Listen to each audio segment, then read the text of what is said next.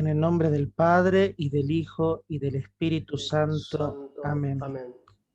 Ven, Espíritu Santo, ven por medio de la poderosa intercesión del Inmaculado Corazón de María, tu amadísima esposa. Ven, Espíritu Santo, ven por medio de la poderosa intercesión del Inmaculado Corazón de María, tu amadísima esposa. Ven, Espíritu Santo, ven por medio de la poderosa intercesión del Inmaculado Corazón de María, tu amadísima esposa. Señor Jesús, en este día de Santo Domingo de Guzmán, un gran santo de la Iglesia, un gran doctor de la Iglesia, un gran predicador, queremos pedirte que derrames tu Espíritu Santo en nosotros, que toques con tu Espíritu Santo nuestro entendimiento para comprender, que derrames tu Espíritu Santo sobre tu amada Iglesia, tu esposa, para que siempre nos renovemos, nos actualicemos y seamos enviados por ti a la misión. Ven, Espíritu Santo de Dios, ven sobre todos y cada uno de nosotros, con tu fuego, con tu fuerza, con tu presencia divina.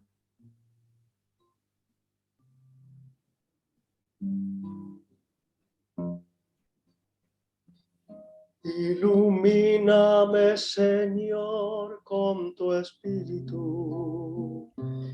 Ilumíname, Señor, con tu Espíritu. Ilumíname, Señor, con tu Espíritu. Ilumíname, Señor, con tu Espíritu. Y déjame sentir el fuego de tu amor aquí en mi corazón, Señor. Y déjame sentir el fuego de tu amor aquí en mi corazón, Señor.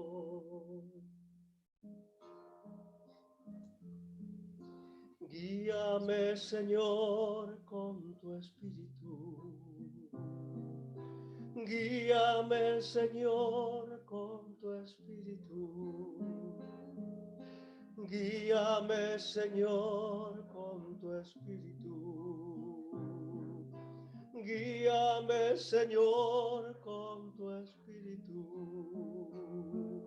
Y déjame sentir el fuego de tu amor aquí en mi corazón, Señor. Y déjame sentir el fuego de tu amor aquí en mi corazón, Señor.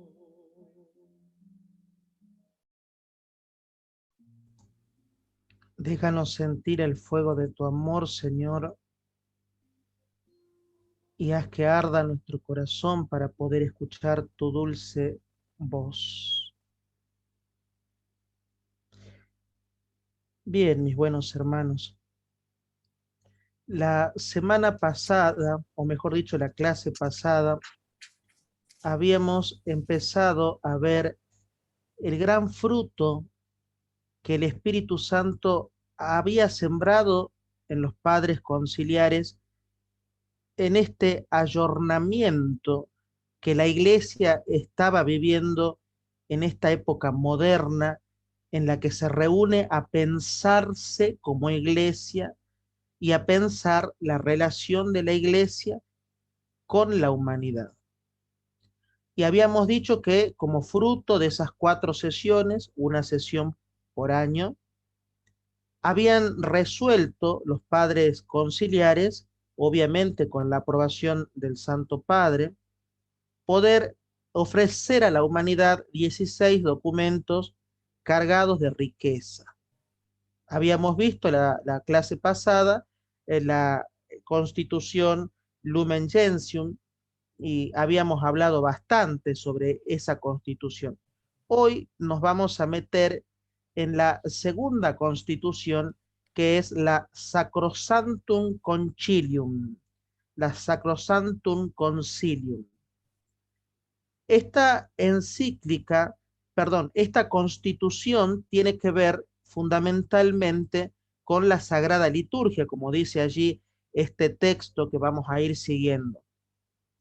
Y cuando nosotros decimos que tiene que ver con la vida litúrgica, con la Sagrada Liturgia, tiene que ver con 2 palabras importantes que las voy a pronunciar en latín y que son las que la Iglesia siempre vive.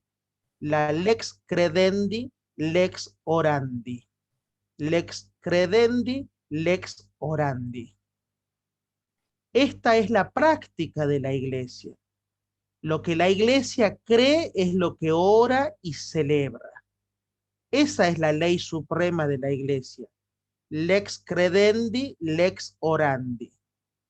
Entonces, el Concilio Vaticano II, en la Sacrosanctum Concilium, lo que hace fundamentalmente es hablar de cómo la oración litúrgica va a ser el corazón, escuchen bien esto, va a ser el corazón de la vida de la Iglesia. La oración litúrgica significa esa oración que se hace como pueblo de Dios. Esa oración donde todos, lo va a especificar mucho más prolongadamente después el Catecismo de la Iglesia Católica, esa oración que como pueblo nos hace que todos celebremos esa oración litúrgica, pero que alguien nos presida en ese sacramento, por ejemplo, en la Eucaristía. ¿A qué apunta la Sacrosanctum Concilium? Apunta fundamentalmente a pensar cuál es la participación que tienen que tener los hijos de la Iglesia dentro de la liturgia. Y en este punto a mí me parece muy importante que nosotros vayamos marcando algunas cosas que hemos tratado de dejar escritas en este archivo que lo vamos a mandar bien terminada esta clase, y es que no se habla en la Sacrosanctum Concilium de una renovación porque sí. No es que se hace una renovación porque todo lo anterior no servía y había que dejarlo de lado. Esa no fue nunca la intención y no fue el espíritu, o por lo menos, señores míos, no es el espíritu con el que nosotros tenemos que leer el maravilloso documento de la Sacrosanctum Concilium. Más bien, lo que busca esta Sagrada Constitución es remontarnos a toda la renovación que la Iglesia ha ido experimentando desde Pío X en adelante. Es interesante que todos los sumos pontífices, desde 1947, como lo dice aquí el texto que ustedes tienen para compartir, han ido aportando dentro del magisterio de los obispos, dentro del magisterio de los papas, consideraciones muy importantes. Consideraciones que nos hacen a nosotros entender primero qué es la liturgia. Hasta ese momento, mis buenos hermanos, la liturgia estaba recluida solamente a los clérigos, a los que tenían las órdenes menores, por lo tanto, que iban a ser ordenados clérigos en algún momento, y únicamente se basaba en estas participaciones de los futuros clérigos y de los que ya son clérigos. ¿Qué es lo que hace la Constitución tan buenamente? Es abrir la participación litúrgica del pueblo.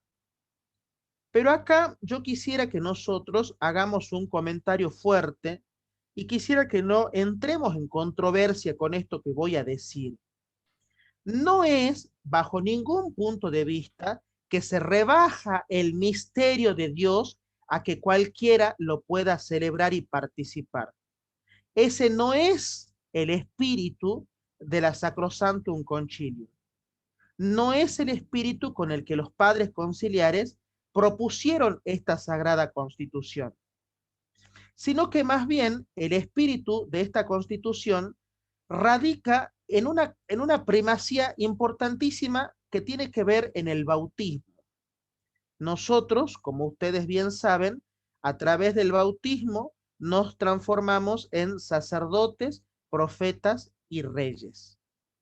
Si nosotros pensamos en que compartimos todos el sacerdocio común, no el sacerdocio ministerial, ese sacerdocio común nos permite a todos poder ofrecer la oración, poder participar de los sacramentos, poder ser una iglesia que expresa en la liturgia la fe en la que cree. Por eso, mis buenos hermanos, como dice aquí el texto, el fin esencial de la reforma litúrgica era abrir a que haya una participación mucho más concreta por parte de los laicos.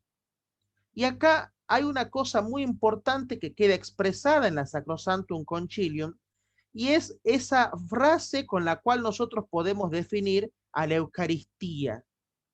La Eucaristía como la base, como la fuente, como el culmen de la vida cristiana.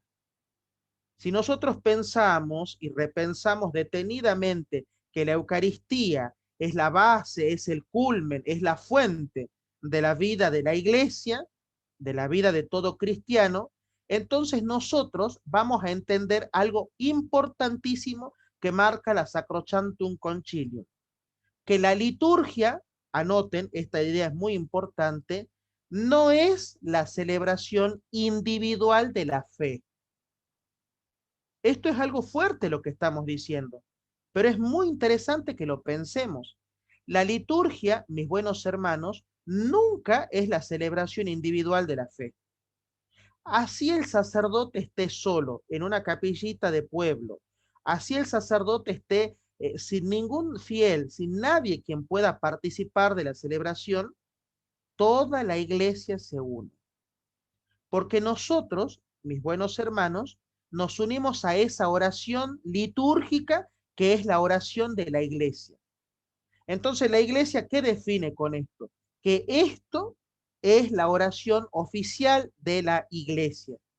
Una oración oficial querida por Dios, inspirada por Dios, y por eso la Sacrosanctum Concilium lo que ha hecho a través de la reforma que se va dando es una pequeña actualización de las rúbricas de cómo se deben celebrar los sacramentos. En este punto tampoco quiero entrar en controversias. No voy a opinar sobre qué es lo que pienso yo, sino que voy a decir simplemente qué son las rúbricas. Después cada uno puede sacar sus conclusiones, pero las rúbricas son las normas que la iglesia establece para la celebración de todas y cada una de las actividades o celebraciones litúrgicas. Entiéndase celebración litúrgica a los sacramentos, a la liturgia de las horas y a la celebración y bendición de los sacramentales. ¿Me explico? Entiéndase oración litúrgica, obviamente, a los sacramentos, a la liturgia de las horas, el oficio divino, y también a la celebración y bendición de los sacramentales.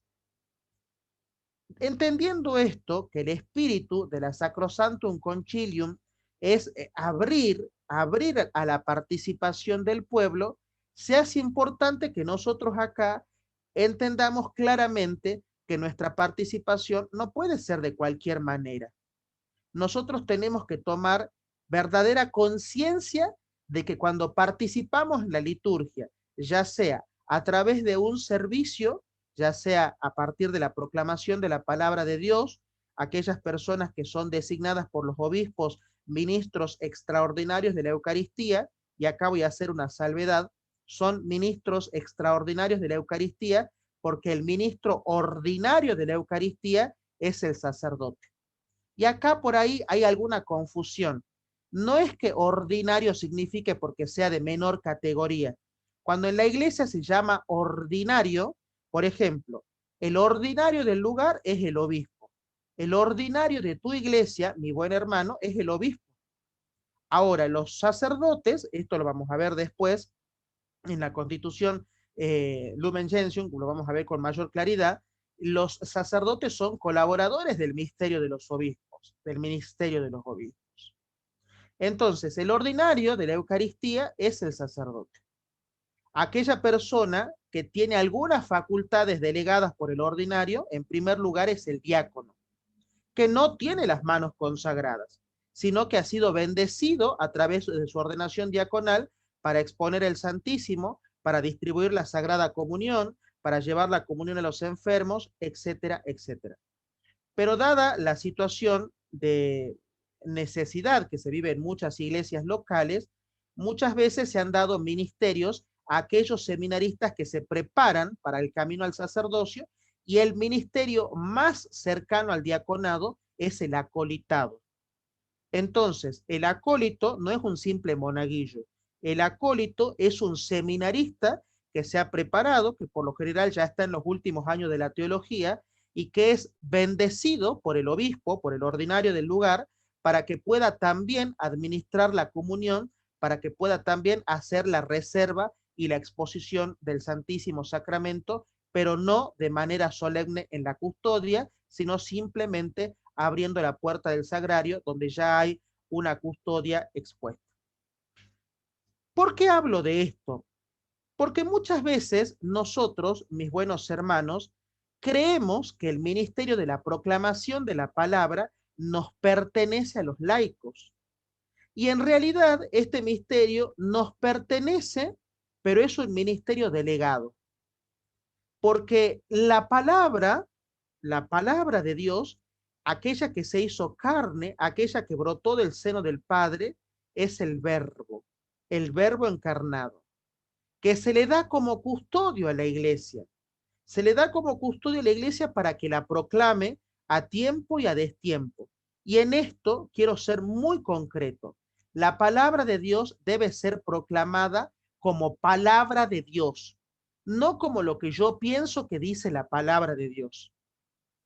Vamos a ver nosotros cuando vayamos a la encíclica, perdón, a la Constitución Dei Verbum, que la palabra de Dios tiene que ser entendida dentro de un contexto, pero no podemos caer nosotros en esos extremos, o de hacer una exégesis muy rigurosa, o de meternos en una hermenéutica que nos termine embarrando la cancha, como decimos los argentinos, y no poder entender el corazón.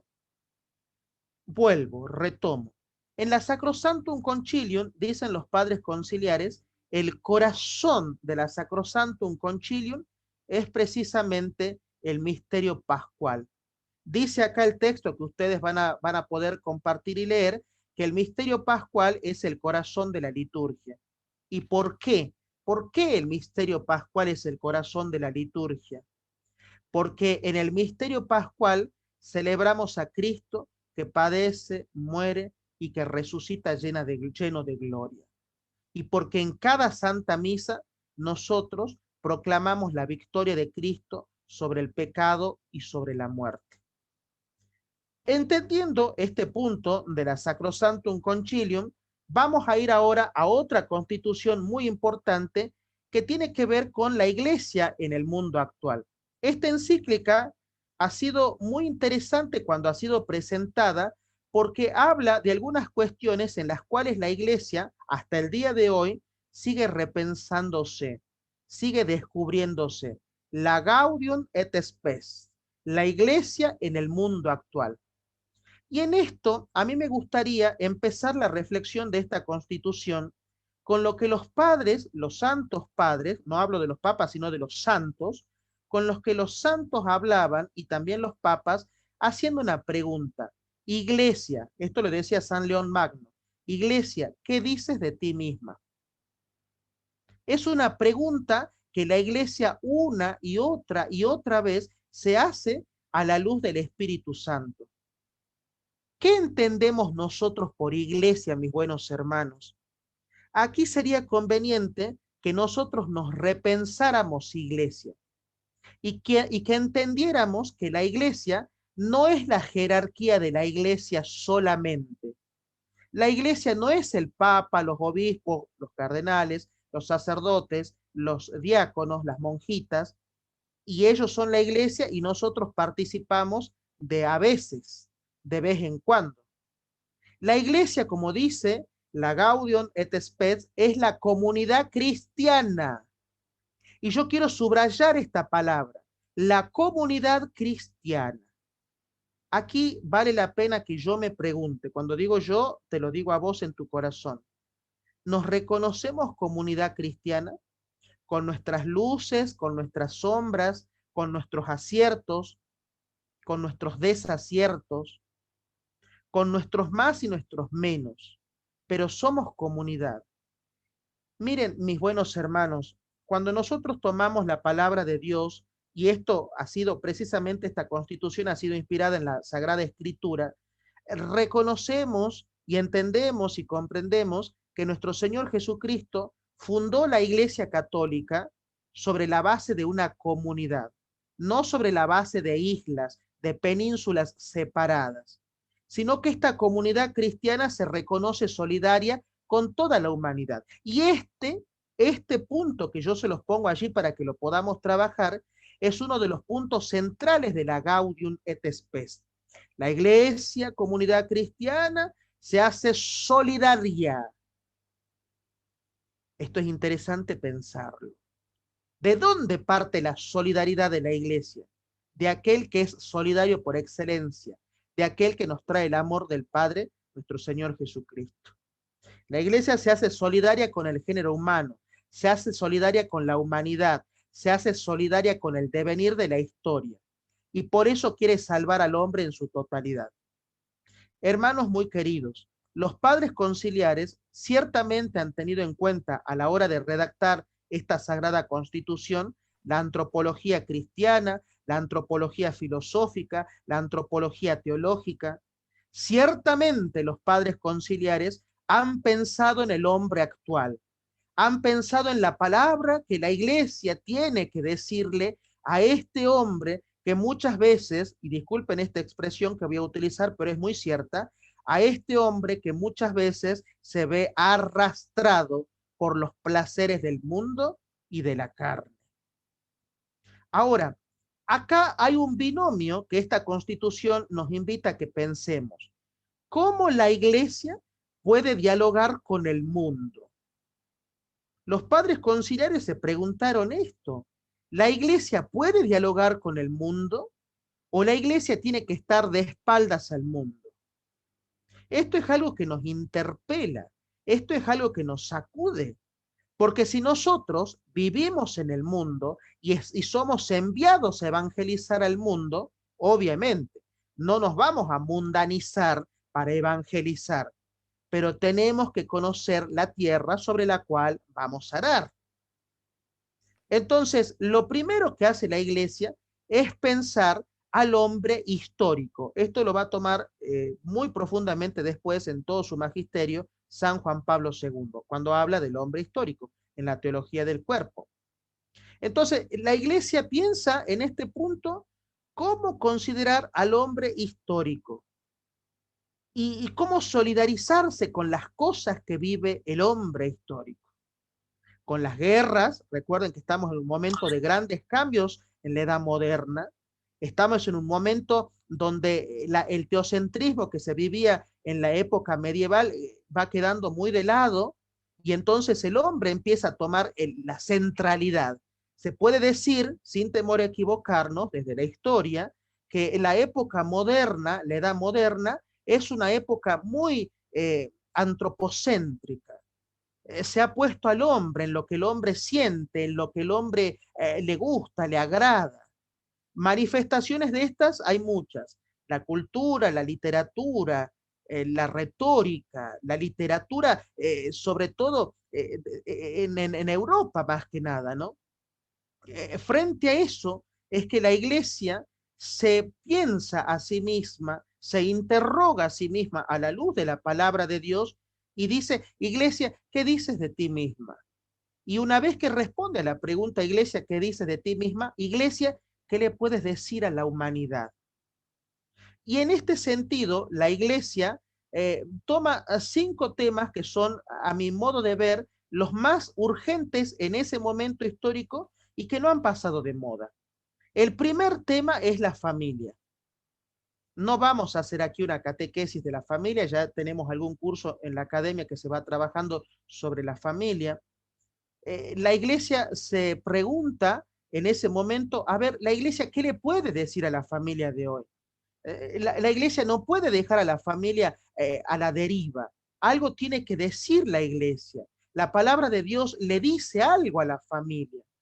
La iglesia también se reconoce heredera de la cultura, heredera de la cultura, y más que heredera de la cultura, si nosotros nos remontamos a lo que es la historia, la iglesia ha sido la que ha conservado por muchísimos siglos la gran riqueza de la cultura.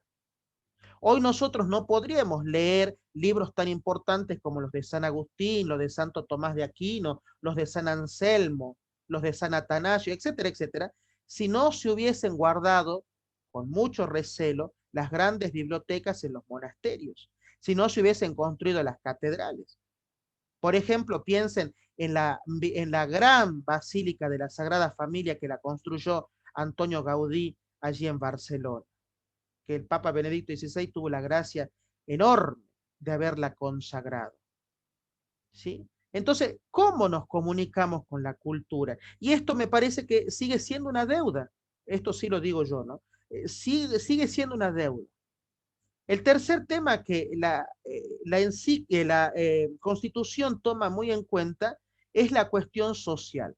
Si bien todavía aquí se ven algunos esbozos, porque todavía no nos metemos, si leemos el concilio, no nos metemos de lleno en lo social, pero hay algunos esbozos. El cuarto tema, me parece central también, es la cuestión de la vida política. Miren, hermanos, en este punto a los padres conciliares se les criticaba mucho el tema de qué tiene que ver la iglesia con la política. Hasta el día de hoy, si ustedes ven el régimen que hay en Nicaragua con el presidente Daniel Ortega, vamos a pensar que hace 60 años se pensaba exactamente lo mismo. ¿Qué tiene que decirle la iglesia a la política? Y la iglesia tiene que decirle mucho a la política, porque el hombre es un homo politicus. El homo politicus significa que somos de la polis. Acá vamos a tomar los argumentos vertidos ciertamente por los grandes filósofos de la historia. Vamos a tomar aquí a Platón, vamos a tomar a Aristóteles, vamos a tomar a Santo Tomás de Aquino. ¿Por qué no tomar a San Agustín el Grande con Civita Dei, la ciudad de Dios? Los padres, evidentemente, los padres conciliares que se inspiraron en Civita Dei. Evidentemente que los padres conciliares se inspiraron en este libro hermosísimo que escribe San Agustín sobre la ciudad de Dios, que no es la ciudad de allá celestial solamente, sino que es la vida política de la comunidad humana aquí en la tierra. Último tema que toca esta constitución es la cuestión internacional y el diálogo. Bien, quiero pasar rápidamente a la otra constitución que es sabrosa, que tiene mucho para decirnos, y antes de eso, para que no nos aburramos de tanto que les hablo, vamos a hacer, Horacio, un pequeño canto cortito para tomar un poquito de aire, reflexionar estas ideas y seguimos.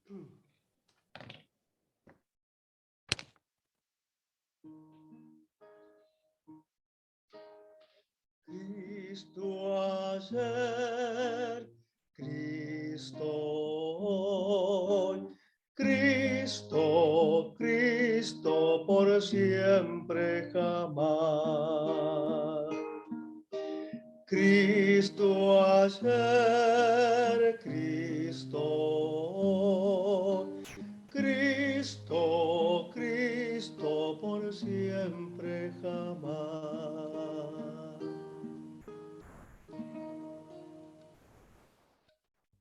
Bien, la constitución Dei Verbum es la más cortita, pero no porque sea la más cortita es la menos importante. La Dei Verbum tiene una riqueza, mis hermanos, tan grande. Tendría que ser nuestro libro de cabecera. Tendría que ser ese libro en el cual nosotros vayamos y vayamos a la vertiente de agua viva una y otra vez. Los padres conciliares se esforzaron aquí por hacer un pequeño resumen de la doctrina que ya venían escribiendo los santos padres. León XIII, Pío X, Benedicto XV, Pío XII, toda la doctrina sobre la sagrada revelación. La Dei Verbum, en primer lugar, nos dice que nuestro Señor Jesucristo es la revelación de Dios. Lo deja claramente expresado. Y una de las cosas muy importantes que hace esta Constitución es presentar la forma en la que la Iglesia va a considerar el canon cristiano. Esto es algo importantísimo. Hasta ese momento, y unos años después también, se hablaba de los libros deuterocanónicos y de los libros canónicos. Bueno, la Iglesia lo que hace en este momento es canonizar los libros que nosotros sabemos que están contenidos en la Biblia libro, en la Biblia libro. Recuerden que la Biblia libro no es la Biblia. La Biblia libro es lo que está escrito. La Biblia es la palabra viva de Dios que se hace vida en esa letra. ¿Sí? Esto es algo que después cuando vayan continuando con las clases del padre Carlos Reyes, ustedes los van a ir aprendiendo mucho más. Yo ahora no me voy a meter en un campo como el que el padre Carlos Reyes va a dar, porque el libro escrito es el libro que nosotros le llamamos Biblia, pero la palabra que está escrita, la palabra que está contenida es Verbum Dei. Verbum Dei. Es la palabra de Dios, es la voz de Dios, es el testamento de Dios. Bueno, la iglesia canoniza aquí y da figura al canon de los libros sagrados que la liturgia va a considerar en sus sacramentos, que vamos a considerar para la formación, sobre todo la formación de los seminarios en ese momento, y va a dejar de lado los libros que son no formales dentro del canon de la iglesia. Acá hay una cosa muy importante y yo quisiera aquí traer una frase que no está dentro de la Dei Verbum, pero que nos va a ayudar a entender la Dei Verbum. San Jerónimo, saben ustedes que San Jerónimo dice que desconocer las escrituras es ciertamente desconocer a Cristo. ¿Por qué aparto de esta expresión de San Jerónimo? Porque la Dei Verbum lo que nos hace es entender que la palabra de Dios es mensaje de salvación para todos los hombres.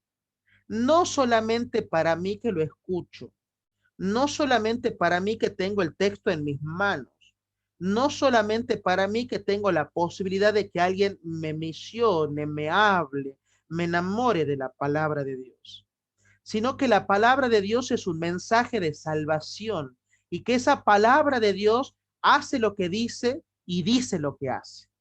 Es una palabra viva, es una palabra eficaz, es una palabra que transforma el corazón del hombre y que nos invita evidentemente a convertirnos. Una palabra que penetra con su texto sagrado la historia, que atraviesa la historia de todos los hombres. Y acá, en este texto que ustedes van a recibir, hay una palabrita que quisiera que no se preste a malos entendidos. La Constitución Dei Verbum nos invita a interpretar la palabra de Dios no según lo que yo crea en este momento, no según lo que yo sienta, sino más bien dentro del sensium fidelium, dentro del contexto de la iglesia, dentro del sentir de la iglesia, dentro de lo que la iglesia enseña. Perdón.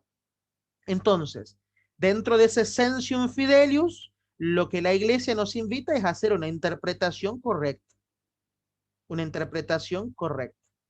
No ir por allí interpretando cosas que por allí no dicen la palabra.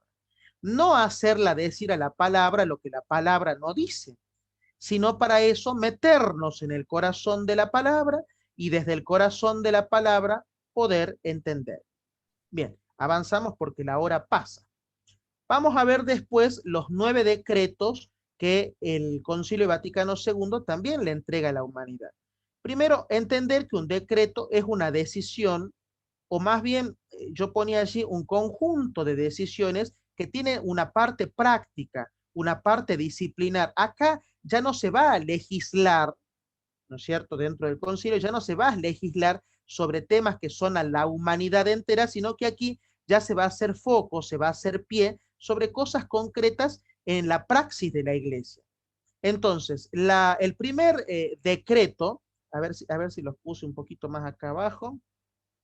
Sí, sí, bien. Entonces, el primer decreto va a hablar sobre la actividad misionera de la iglesia. Yo decía la semana pasada, cuando nosotros tuvimos la primera clase, que todos somos misioneros, porque el primer misionero, el misionero del Padre es Jesucristo. Entonces la iglesia se ve misionera. La iglesia tiene como adjetivo primario ser misionera. La iglesia es misionera. Sustantivo de la iglesia, adjetivo misionera. Y por su ser misionero, por su esencia misionera, se inserta en todos los grupos humanos, en todas las condiciones sociales. La iglesia debe insertarse. Ese es el maravilloso camino que nosotros tenemos que desandar juntos. ¿Cómo? Y precisamente es el objetivo de este curso también, ¿no? Cómo pensarnos en la misión de la iglesia, en tu misión como iglesia, en mi misión como iglesia. Segundo punto que nos da un decreto más sobre la vida y el ministerio de los sacerdotes. Por eso yo decía en la clase pasada que esto no estaba en contra de la formación sacerdotal, sino que muy por el contrario, el Concilio Vaticano II lo que va a hacer es legislar la praxis de cómo debe ser la vida y el ministerio de los sacerdotes. Cuál debe ser la disciplina de los sacerdotes en cuanto a la obediencia al obispo, en cuanto al celibato, en cuanto a la opción por los pobres, en cuanto a la opción de la pobreza, en cuanto a la opción de su ministerio, en cuanto a la oración, en cuanto a la opción de oración, en cuanto a la celebración de la Eucaristía como alimento. Y entendiendo que los sacerdotes no son islas que hacen lo que quieren, sino que los sacerdotes son colaboradores de Cristo, porque la misión es recibida desde el Padre en Jesucristo, confiada a la Iglesia a través de su vicario, que es el Papa, y el vicario de Cristo, que es el Papa, se la comunica a los obispos. Los obispos, a su vez, se la comunican a sus colaboradores directos, que son los sacerdotes. Por lo tanto, acá nos apartamos un poco de la figura clericalista que se vivía hasta ese momento. Ese clericalismo que nos hacía entender que el sacerdote era príncipe, que el sacerdote podía tener grandes tierras, que el sacerdote no podía involucrarse en la cotidianidad del pueblo. Una de las cosas muy importantes es que se repiensa el concepto de parroquia. Ustedes no sé si saben lo que significa parroquia, pero parroquia significa la casa que está al lado de las casas. Entonces, el sacerdote es un servidor de Cristo, pero es un servidor de los hermanos, es un servidor de la palabra, es un servidor de los sacramentos, es un servidor de la caridad, es un servidor de la misericordia de Dios. ¿Cuánto tenemos que orar nosotros, mis buenos hermanos, para que este mensaje llegue al corazón de todos los sacerdotes? Miren, hace 60 años que la iglesia planteó esto y a veces todavía hay ciertas resistencias sobre cuál es el rol de los sacerdotes. Todavía hay cierta resistencia. Pero yo quiero remarcar esto porque ya hemos hablado de algunos sínodos que hay por allí en Alemania y en otros lugares allí. Los sacerdotes son servidores de Cristo y la doctrina de Cristo está interpretada en el magisterio de la iglesia. Ese magisterio que se da en común con Pedro. Pedro es el Papa Francisco.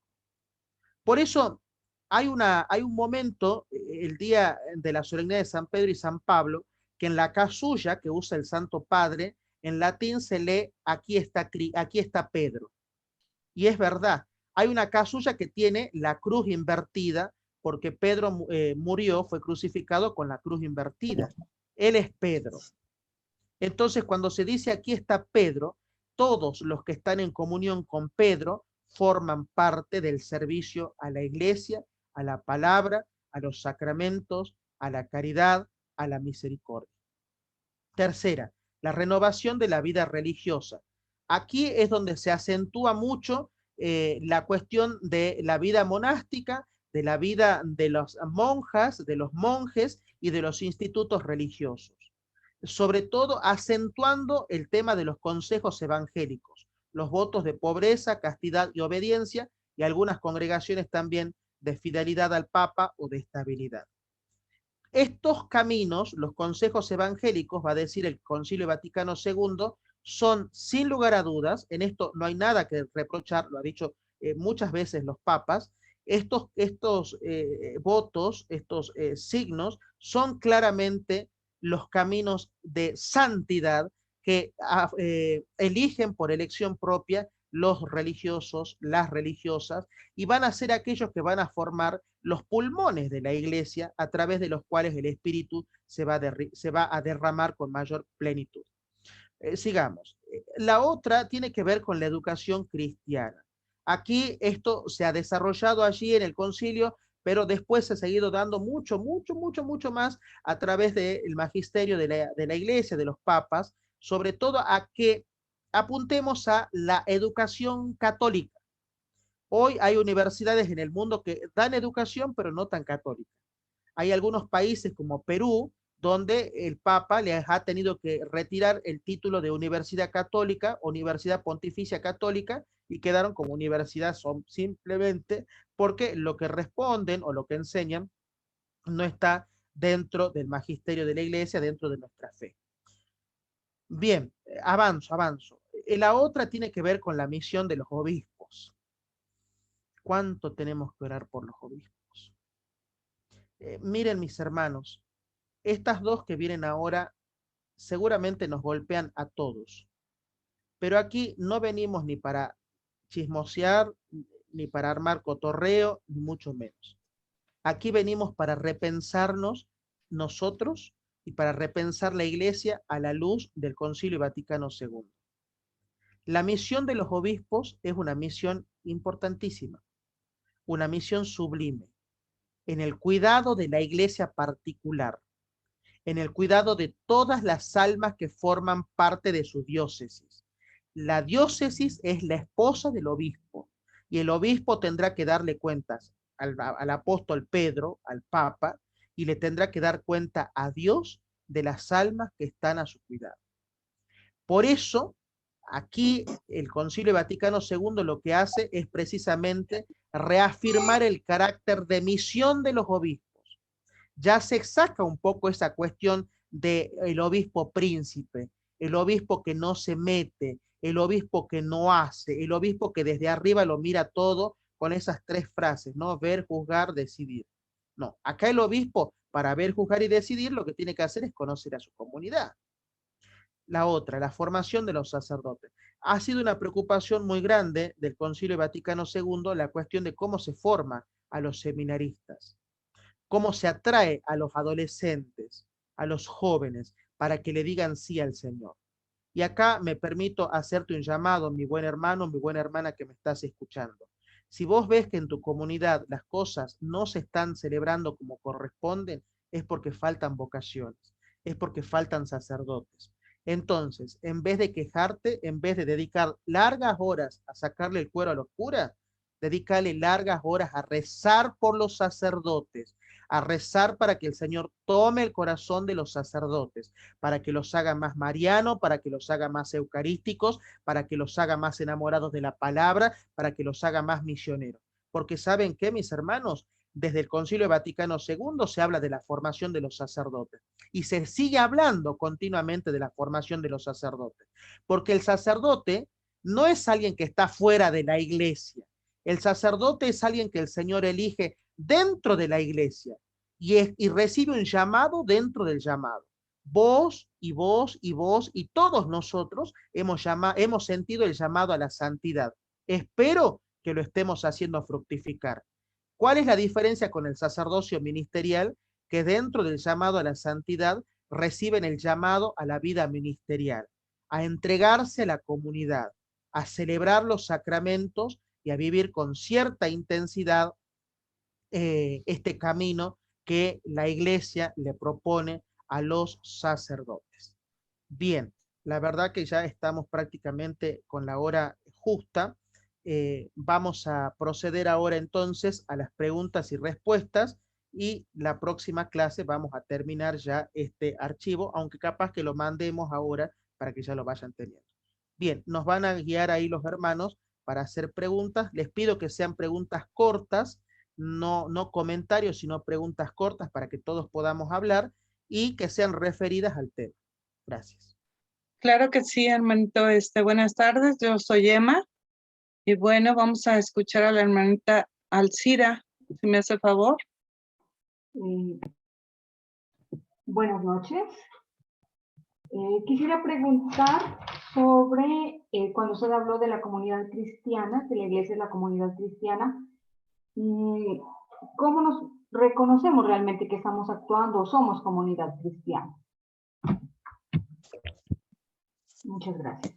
Bueno, la pregunta que usted hace es muy importante. Nosotros somos comunidad cristiana primero desde el bautismo. El bautismo nos abre la puerta a ser parte de la gran familia de la iglesia. Somos hijos de Dios. Ahora, ¿cómo nos reconocemos que somos parte de la comunidad cristiana? Cuando estamos dentro de la iglesia, cuando estamos sirviendo dentro de la iglesia, cuando aportamos a su renovación, cuando aportamos con nuestra oración, cuando celebramos nuestra oración. Porque es muy importante que nosotros entendamos eso. No es que nosotros rezamos solitos en una capillita apartados del mundo. Cuando rezamos, rezamos por la iglesia, en nombre de la iglesia, y ahí ya somos parte de la comunidad cristiana. Ahora, lo dice el concilio, y lo dice después el catecismo de la iglesia católica, y lo dice el magisterio de los papas. El sentirnos comunidad de la iglesia se expresa sobremanera en la misión. En la misión. Es más, si ustedes me permiten, la misa, ¿saben por qué se llama misa? Aparte de todos los otros nombres sagrados que tiene la Sagrada Eucaristía, porque termina con la misión. Hermanos, podéis ir en paz, demos gracias a Dios, decimos nosotros. Ese podéis ir en paz es ir a misionar. ¿Otra pregunta? Hermano, disculpe, quisiera como para complementar la respuesta que usted nos está dando, y las personas que solo asisten como a misas, digamos, normalmente cada 8, pero ellos no se comprometen con la oración, con la asistencia, no sé, de pronto a colaborar más con la parroquia, y sobre todo, mire, que las personas que se han recibido los sacramentos, pero que ellos no, ni siquiera asisten a la Eucaristía. Bueno, este es un poco el gran dilema de la iglesia, ¿no? Por eso estamos haciendo precisamente este curso. La misión evangelizadora, o mejor dicho, la misión de la nueva evangelización, porque ya todos hemos sido evangelizados, lo que pasa es que nos hemos olvidado de eso. La nueva evangelización a la que la iglesia nos llama es precisamente recordar. Yema Israel, dice la palabra de Dios. Escucha Israel. Volver a escuchar la palabra. Que el otro no participe en los sacramentos, que el otro no se comprometa, y ciertamente nos interpela. Pero hay una cosa muy importante, y voy a utilizar las palabras del Papa emérito Benedicto XVI, cuando vino por primera vez a Latinoamérica. Vino el 13 de mayo precisamente a Brasil, al santuario de Aparecida, y el Papa Benedicto XVI dice: hermanos, a sus obispos, a los obispos les decía: hermanos, la fe no se impone, la fe se propone. ¿Cómo yo voy a lograr que los otros vayan a misa, que los otros se comprometan? Viendo el amor con el que nosotros lo hacemos.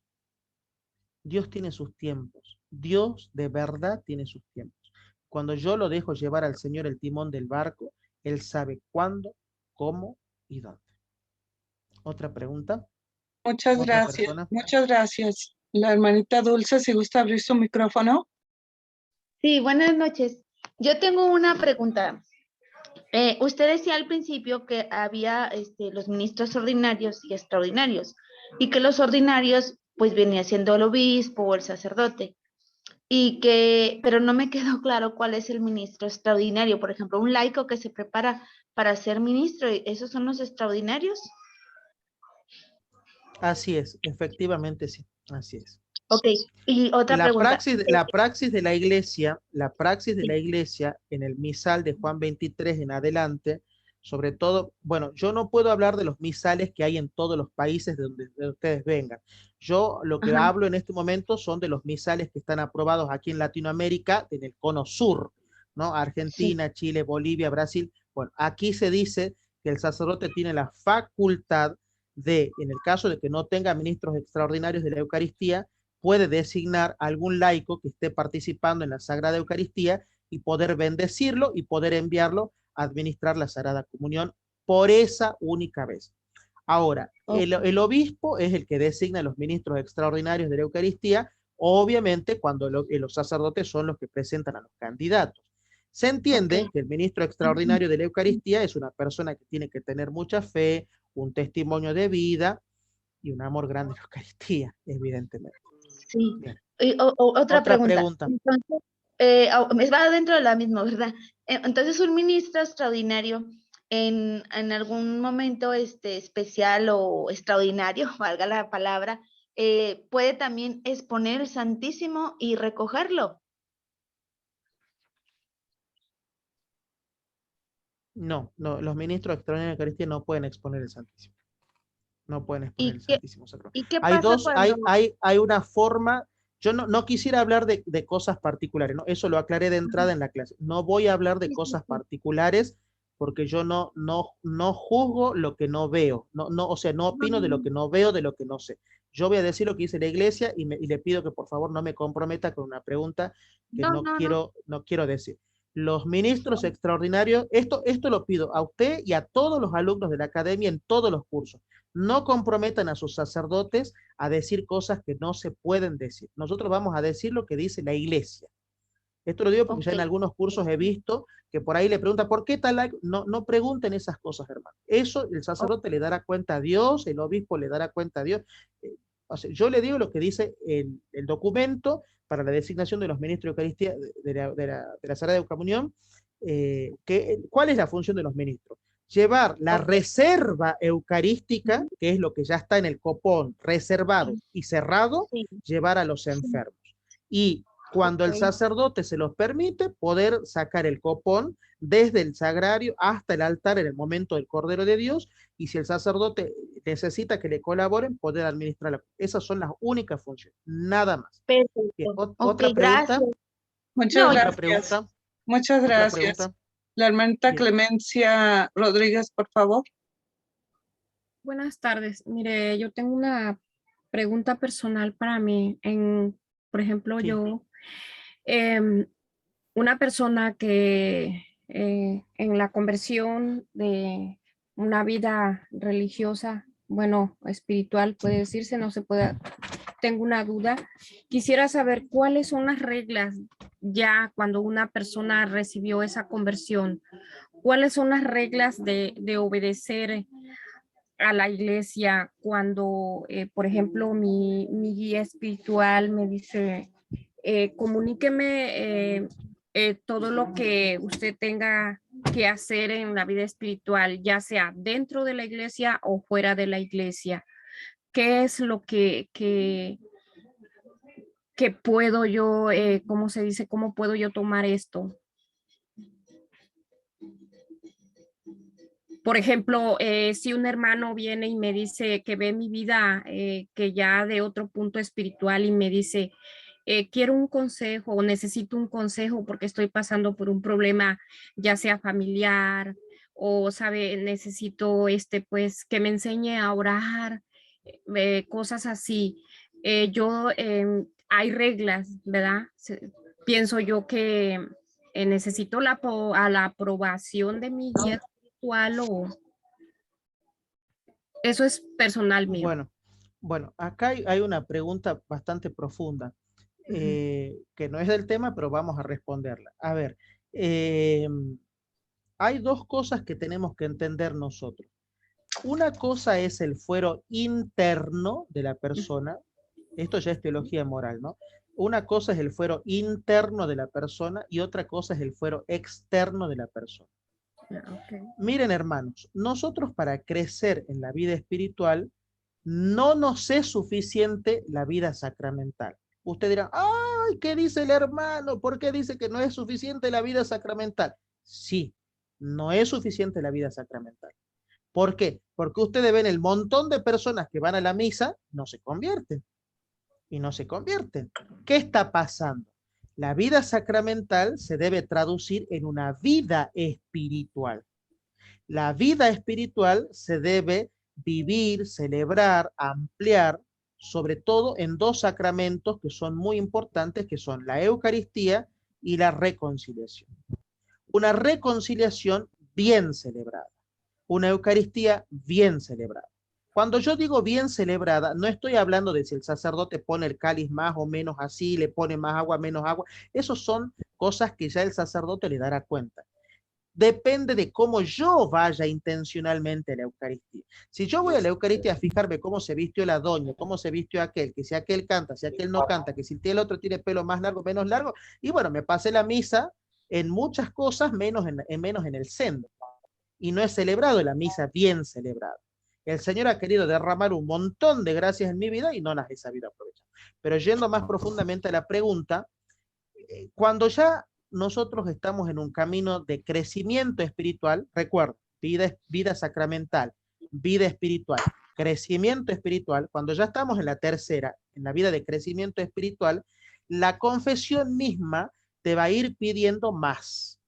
Eso va a dar cuenta de cuánto amor le estoy dando más al Señor. Y entonces cuando yo voy sintiendo que necesito más, seguramente voy a necesitar un director espiritual.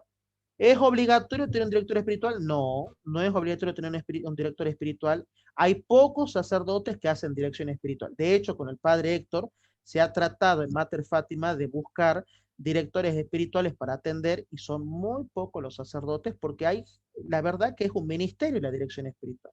Es un ministerio sagrado. La dirección de almas, lo dice San Francisco de Sales, no es para todos. Ahora, reglas.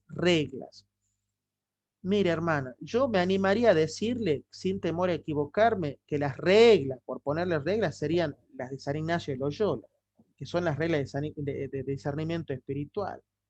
Ahora, ¿qué le tengo que comentar yo al sacerdote en la dirección espiritual? Son los movimientos espirituales. No si me voy a comprar un auto, no si me voy a ir de viaje a Cancún, no sé, estoy poniendo un dato por decir, ¿no? O sea, yo lo que tengo que hablar con el sacerdote son cosas de mi vida espiritual. ¿Hay que ir todos los días a la dirección espiritual? No. Por ahí se recomienda que sea una vez al mes, como para ir viendo a ver cómo ha estado el discernimiento de espíritu, pero esa dirección espiritual tiene que ser precedida por un camino grande de oración, grande. Pero bueno, ya habrá algún sacerdote que nos acompañará con eso y profundizará. Bien, otra pregunta. Muchas gracias. Hay un hermanito que se llama Pablo. ¿Te gusta abrir su micrófono? ¿Quiere hacer alguna pregunta?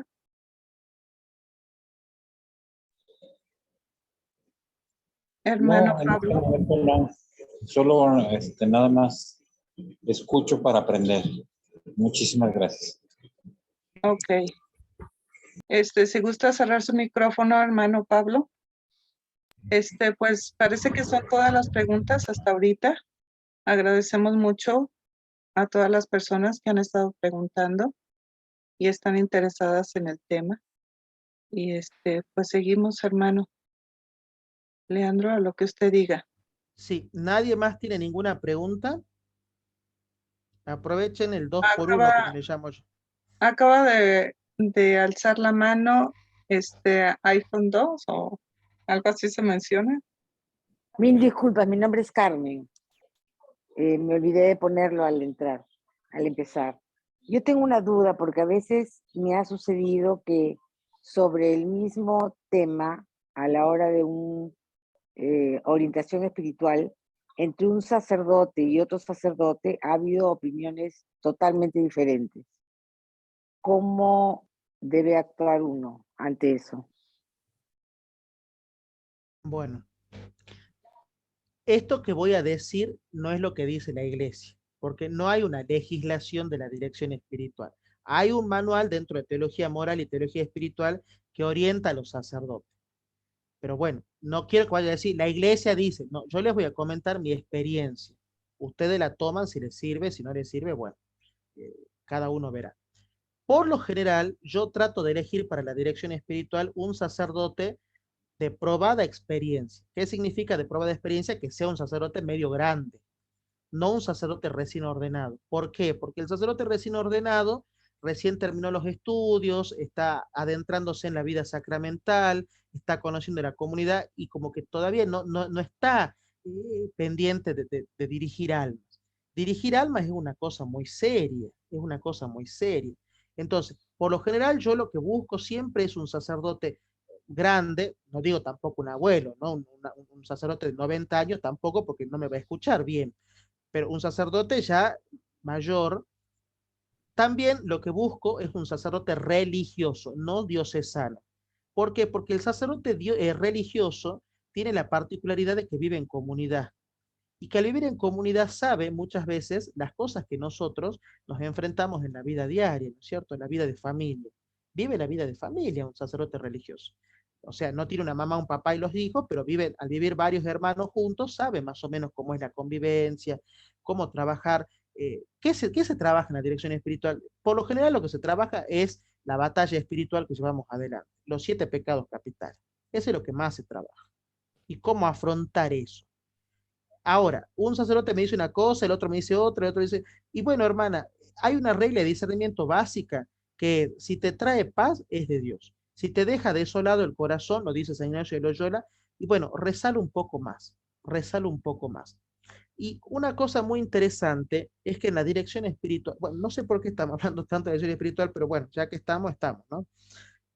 No los estoy cansando, quiero saber si vamos bien. A ver, los servidores, ¿vamos bien? ¿Cómo es esto? Muy bien, muy bien. Vamos muy bien. Bueno, no, ¿ya se han ido todos o nada todavía? Ah, no, siguen. Bueno, Bien, hermanito Leandro. bueno, Bien, eh, hermanito. bueno, la dirección espiritual, No para. eh, ah, ¿cómo? La dirección espiritual, eh, yo miren, les doy este consejo porque yo lo he vivido y lo vivo, lo vivo, lo vivo. A mí, gracias a Dios, me hacen la dirección espiritual algunos padres de la academia, no voy a decir quién, pero algunos padres, tengo esa suerte de que como soy el director académico y tengo los contactos de todo, entonces por ahí los jodo a uno, padre, necesito hablar con vos, qué sé yo, y bueno, ya enseguida tenemos ahí, o con el padre Héctor, padre tal cosa, padre tal otra, y bueno, entonces por ahí hay esa confianza, ¿no es cierto? Este, miren, en la dirección espiritual no busques nunca que el sacerdote te diga lo que quieres escuchar. La dirección espiritual es para escucharlo a Dios a través de ese sacerdote. Y casi siempre me va a decir lo que yo no quiero escuchar. Muchas veces me va a decir lo que a mí no me va a gustar. Pero ¿sabes qué, hermanito? Hermanita, es para vencerse a uno mismo. El Tratado de la Verdadera Devoción de San Luis María o los libros de San Francisco de Sales, cuando le escribe San Francisco de Sales a Dorotea, dice eso, ¿no? Dorotea significa el alma, ¿no? Escucha lo que el Espíritu te dice para vencerse, para crecer en humildad. Miren, a veces nosotros decimos, señoras, haceme más humilde, haceme más humilde. Bueno, y resulta que viene una cosa para hacerme más humilde. Ah, no, no, pero esto no me gusta. Y estamos renegados. Señora, haceme más generoso y me piden que yo ayude con esto, ayude con aquello. Ah, no, no, yo no ayudo en nada. ¿Y cómo voy a crecer en la humildad, en la sencillez, en la generosidad si no ejercito? Miren, les recomiendo mucho el curso que va a empezar, ya hay fecha de inicio, el lunes 15 de agosto, el curso de las obras de misericordia. Ahí vamos a poder crecer concretamente en cómo crecer en la santidad, en la vida de oración, en la vida de caridad y en los otros cursos que se van a venir que son muy lindos también. La vida espiritual es un arte, es una necesidad que brota de esa alma enamorada eh, que quiere encontrarse con el Señor. Bueno, pero no es el tema. Bien, ¿qué otra pregunta? Muchas A ver, gracias. a ver los servidores que también siempre quieren preguntar y que dicen que yo no los dejo preguntar. Pregunten. A ver, Mariela, que siempre quiere preguntar. Perdón, me quedó la duda ahí. Vos dijiste Sí. religioso y después diocesano. Ahí la Ah, diferencia. sí. Ahí estoy en la nube. Bueno, bueno, muy buena pregunta, Horacito, querido. Los sacerdotes religiosos, que en realidad se llaman hermanos también, o se llaman reverendos padres, son los curas de congregación. Por ejemplo, los franciscanos, los redentoristas, los agustinos, hoy, por ejemplo, los dominicos, los jesuitas, etcétera. Son los que viven en comunidad. En cambio, los sacerdotes diocesanos son los que viven solitos en su parroquia. Esa es la diferencia. Bien. ¿Quién Muchas más? gracias. Hermanito A ver los Leandro, sí. una preguntita. El diocesano depende directamente del obispo, Sí, sí, bajo todas las normas. ¿no? Sí, O sí. sea, como no está en ninguna orden religiosa, dependería Depende directamente del del obispo. obispo. Depende del obispo. Miren, ¿cuándo fue? El otro día, ¿cuándo fue? Bueno, hace como 15 días vi una ordenación de ahí de Colombia, de Monseñor Gómez, tiene mi apellido, José Luis Gómez, el arzobispo de Manizales, y veía que se ordenaron dos sacerdotes diocesanos y dos religiosos. Cuando el sacerdote diocesano se ordena, pone sus manos y el obispo le une las manos encima y le dice, prometes obediencia y fidelidad a mí y a mis sucesores, y el sacerdote le dice, sí, prometo. En cambio, cuando se ordena el sacerdote diocesano, le dice, cuando une las manos, le dice, ¿prometes obediencia y fidelidad a tus superiores? Sí, prometo, a tus superiores. Los sacerdotes diocesanos no pueden ser movidos de la diócesis. Se los puede cambiar de una parroquia a otra, pero dentro de la diócesis. En cambio, los religiosos se los pueden mover a cualquier lugar del planeta Tierra. No importa dónde sea, se los mueve a cualquier lado. Esa es la diferencia. Bien, Muchas ¿otra gracias. pregunta? La ¿Otra hermanita pregunta? Elizabeth, si gusta abrir su micrófono. Buenas noches, tardes. Eh, mm, bueno, yo no entiendo muy bien qué es el Census Fidei. Lo que entendí es como un acuerdo como iglesia, pero mi pregunta es si este acuerdo como iglesia va pues moldeándose. Bueno, tiene que ser fiel a la enseñanza de nuestro Señor, tiene que ser fiel. Sí, ay. Pero el modo de la evangelización es diferente, o si me puede explicar, hermano, desde cero, qué es el Census Fidei, por favor. Sí, mejor le explico desde cero. Hay varias cosas y para evitar la confusión le explico eso. El Censum Fidelius es la fe de la iglesia. Que la fe de la iglesia no es la fe de Pedrito, de María, de Josecito, de Leandro, de Mariela, de Silvanita, de Pamelita, no, no, no. El Censum Fidelius es el sentir de la fe de toda la comunidad, de toda la iglesia. No es que hoy me levanto y digo, ay, quiero un octavo sacramento. No, no, no, no. El Censum Fidelius es precisamente, ¿no es cierto?, la fe de la iglesia. Es la fe de la iglesia.